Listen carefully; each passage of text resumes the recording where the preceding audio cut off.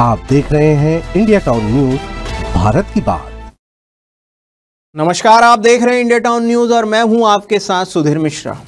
आपको बता दें कि छत्तीसगढ़ की सरकार किसानों की भलाई के दावे तो बहुत करती है, लेकिन जमीनी स्तर पर तस्वीर कुछ और ही बयां कर रही है। धान की रोपाई का समय है, खेतों में पानी भर चुका है, लेकिन किसान अब भी बीज और भुगतान के लिए दर दर भटक रहे हैं।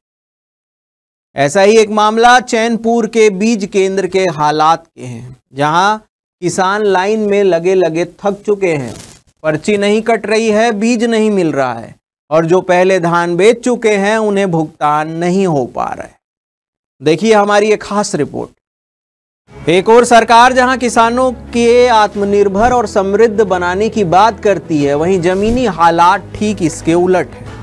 चैनपुर बीज केंद्र में किसान सुबेरे से शाम तक लाइन में खड़े रहते हैं, लेकिन घर लौट रहे हैं खाली हाथ। धान रोपाई के इस अहम समय में किसानों को बीज और खाद की सबसे ज़्यादा ज़रूरत होती है, लेकिन बीज केंद्र में भारी अव्यवस्था के चलते ना तो समय पर बीज मिल रहा है और ना ही सही जानकारी। किसानों का आरोप है कि उनसे पैसे की मांग की जा रही है, लेकिन फिर भी उन्हें बीज नहीं मिल पा रहा है। ऐसे में रोपाई का समय निकलता जा रहा है और किसान असहाय महसूस कर रहे हैं।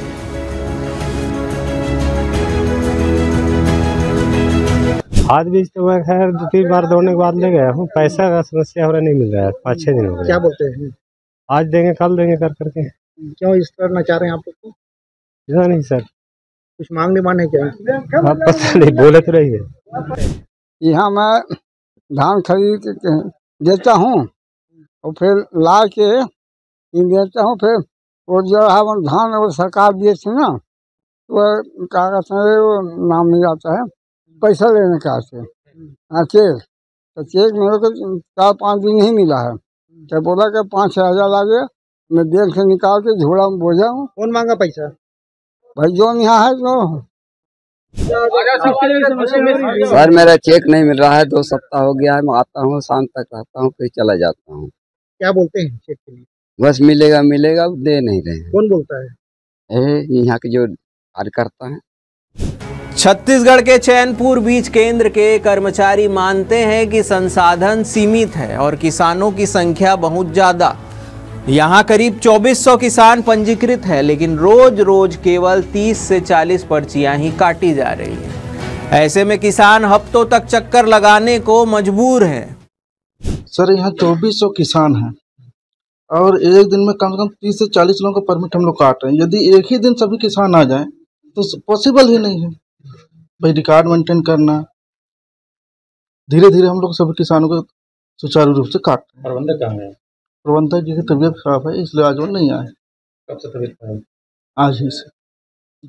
किसान तो आरोप लगा रहे हैं कि हम लोग पर डे आते हैं, एक हफ्ते से कई किसान आ रहे हैं, उनको समय बीज खाद नहीं मिल पा रहा है। तो बस बात वही है कि किसान आए, यदि किसान तो आते हैं डेली, मगर जितने लोग अपन काम कर पाते हैं उतने लोग काम करके देते हैं।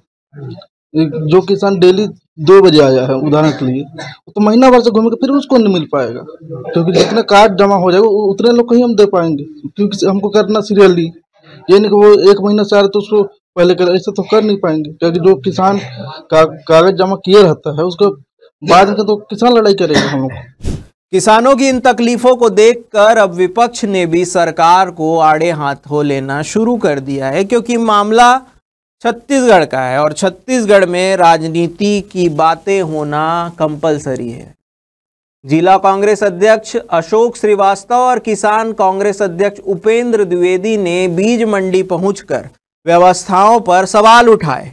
उनका कहना है कि सरकार सिर्फ कागजों में किसानों की चिंता कर रही है, हकीकत में तो उन्हें अपने धान की कीमत तक नहीं मिल रही है। देखिए, ये हालत पूरे प्रदेश में है।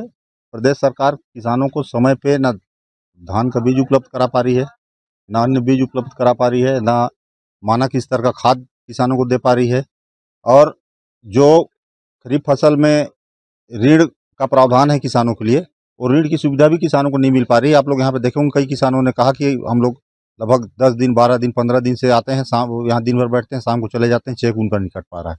तो किसानों को जो परेशानी हो रही है, प्रदेश सरकार जिस प्रकार से किसानों के साथ खिलवाड़ कर रही है, उसको लेके हम लोग आज लगभग 3 सोसाइटी में हमारे किसान कांग्रेस के जिला अध्यक्ष उपेंद्र द्विवेदी जी गए थे, केल्हारी, कछौड़, घुटरा, और हम लोग यहाँ पे ये मनंदगढ़ के चैनपुर सोसाइटी में हम लोग आए किसानों की समस्या को देखने के लिए कि किस प्रकार की समस्या किसानों को हो रही है। चाहे आज मैं जो है निरंतर अभी सोसाइटी में विजिट कर रहा हूँ, कई जगह ऐसी समस्याएं आ रही है जहाँ पर खाद नहीं मिल पा रहा है, किसी को डीएपी नहीं मिल रहा है, और सबसे ज़्यादा समस्या आ रहा है किसानों को जो चेक ऋण है इनको रोपा के लिए चाहिए, जुताई के लिए चाहिए, वो इनको उपलब्ध नहीं हो पा रहा है। और यहाँ पर हम लोग आए, काफ़ी संख्या में आप देखे होंगे किसान यहाँ पर उपस्थित है और परेशान हैं।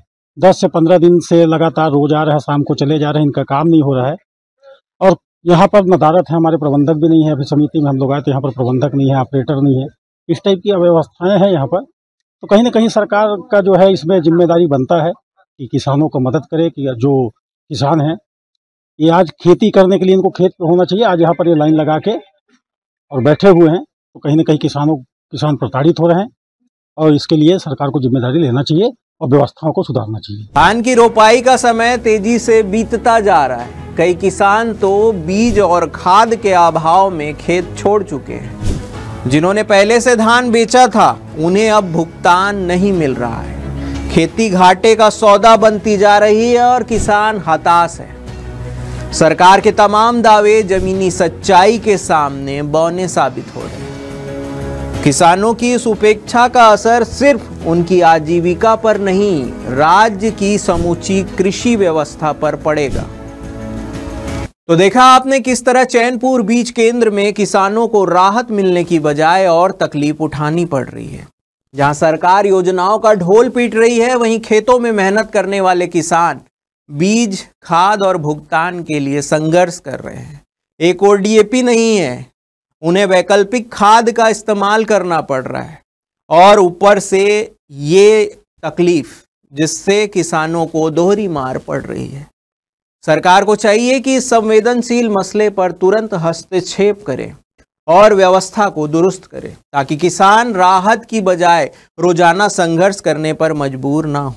यह खबर हमें भेजी थी हमारे संवाददाता अशोक श्रीवास्तव ने मनेंद्रगढ़ से।